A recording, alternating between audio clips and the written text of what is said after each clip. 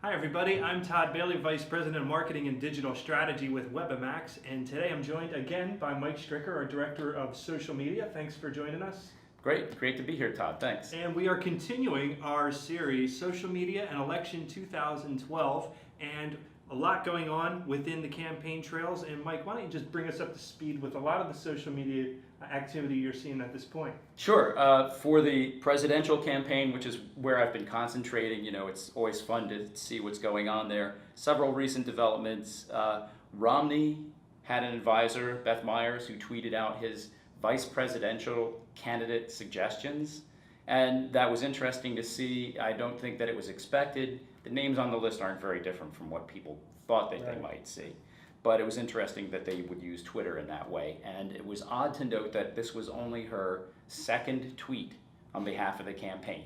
So she held it, she saved it all up, and then she delivered that. Yeah, it's a pretty important tweet. Yeah, that was pretty good. And something else that we see has to do with the names that she was including and the reactions from the public. So the names that she put in there, as much as they weren't unexpected, people came up with all kinds of crazy names and just sort of fed them back to her as retweets and direct messages. Right.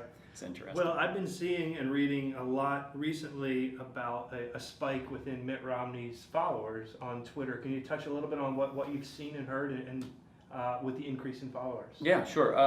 That was something that occurred the weekend of July 20th. It's fairly recent, and up until that time, for about the 4-month period preceding that, Romney's follower count in Twitter was growing by about 3,500 followers a day, which is pretty robust. I mean, that's a pretty good growth rate. But on that weekend, his growth rate went up to 47,000 plus followers per day. Brought him, over 90,000 followers, maybe closer to 100,000, all at once. And of course, this threw up some cautions for people who just all of a sudden noted that rapid rise. It was pretty strange. Right. So there was some analysis done after the fact, and people are very curious about social media. So a company by the name of Attention and also Trax went and analyzed the jump itself. And there was a fellow from Sweden by the name of Anders Nilsson who analyzed 10,000 of these new followers who had just entered his follower stream, if you will. His findings were consistent with bogus Twitter accounts, which is, not to say that this was a deliberate thing, but those bogus accounts look like other kinds of bogus accounts that you can actually buy. I mean, you want to buy Twitter accounts, make yourself look like you got loads of followers, you can do it. But 67% of those new followers had tweeted 5 times or less. That's a signal that, it's a low engagement account or one that was manufactured. 15% of these followers had 0 followers of their own. And what's the reaction from the Romney campaign? Are they saying that this was something that they had done, someone they hired, or are they kind of pushing it toward the other side in a negative Twitter engagement? They're fairly mum about it. So the big question is this something that the Romney campaign did? Maybe didn't work out the way that they planned, and they're not going to tell anybody. Or it's quite possible that it could have been done as a public relations ploy to sort of damn their social media campaign by painting it as if it was, some kind of, shame or something. So nobody's really saying which way it goes, so we're just left guessing. Very interesting to see that type of spike in organic in Twitter, as that's definitely a poor practice. Let's jump over to something we haven't touched yet. Mobile is important, and we want to talk about apps for both of the candidates, Mitt Romney as well as Barack Obama. What are you seeing with regard to applications on mobile? It's very interesting. There's just been some recent developments around the mobile world for the presidential campaigns, and we can compare 2 apps sort of side by side now. And one of the first, Mitt Romney came out with his I'm with Mitt app, and you could download the app. And it was kind of fun because you could take your photograph and there was a selection of overlays that you could put on top of your photo. So it could have your photograph, smiling at the camera, and it could say, I'm with Mitt. Right. And that was great. So you had your choice of slogans to overlay over your picture. And Very viral. Good Very, idea. very viral, good idea, because, you know, I want to be the star, and that's my way of getting the word out. The issue that overshadowed the usefulness or the virality of that app was the fact that one of the overlays misspelled the word America.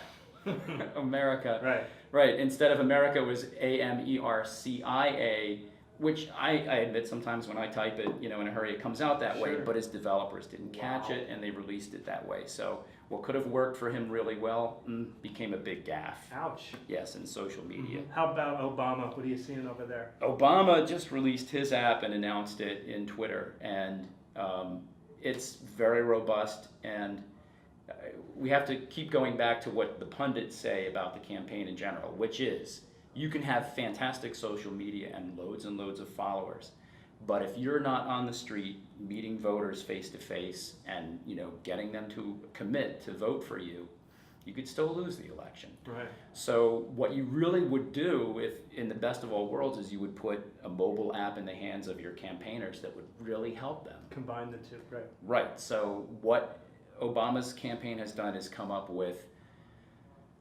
a really robust application that enables people to go out with armed with factoids about their local area, what Obama has done in that area, legislatively, policy-wise, those kinds of things. It can arm campaigners with a way of volunteering for local activities or speeches, maybe where they can help, you know, with crowd or whatever. And if they really are serious about canvassing, they can get a map of their local area. They can get names and ages and political affiliations of their neighbors right there in the app.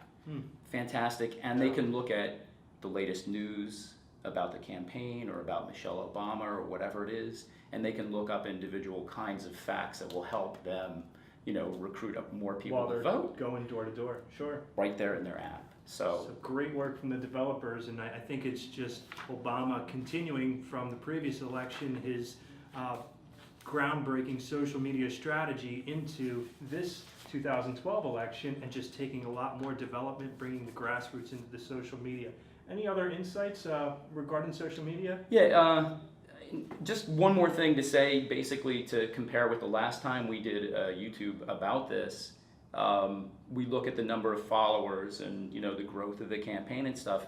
And for once, you know, we see a very good advantage for Mitt Romney. He's added 6 times the growth rate of his followers to Obama's.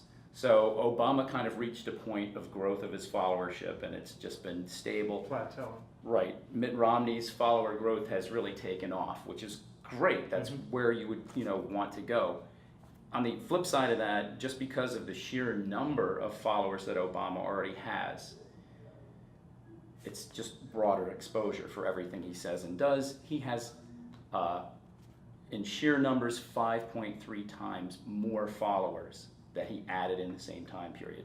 So Romney's growth rate is very rapid, and maybe he will catch up, maybe not, but Obama is still, you know, crunching the numbers. Yeah, He's what's got that big break-even followers. point when they finally come head to head? Is that Right. going to happen in Well, you'd have September? to, you could draw that out, and you could see if the lines are going to intersect Sure. in the next 100 days or less. Actually, I think we're down to 98 days before Election Day, so it's getting close, and, you know, that might be something we could revisit in the future. So. Sounds like we will do. As we continue our coverage related to social media and election 2012, my guest, as usual, Mike Stricker. Thanks again. Thanks, Todd. And I'm Todd Bailey with WebiMax, and we'll see you next time.